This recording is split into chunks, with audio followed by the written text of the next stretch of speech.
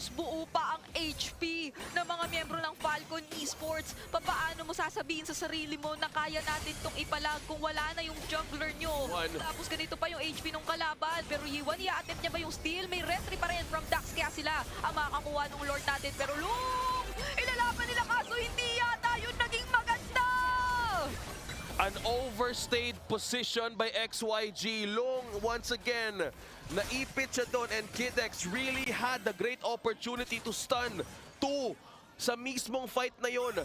Nakuha ng Falcon Esports ang objective at sobrang naging delikado. Godyang, mukhang siya dito nagsusubok siyang i-hold ang 3 miyembro ng Falcon Esports pero hindi natin kakayanan ng Immortality Pop. Pag ngayon XYG, 2 miyembro ang dedepensa. 3 na may kasamang Lord. Ano ang magiging solusyon dito? Mukhang maaalanganan na sila to hold this, Brigida. Oo, Black Dragon Form nandyan na pero hindi na rin papansinin dahil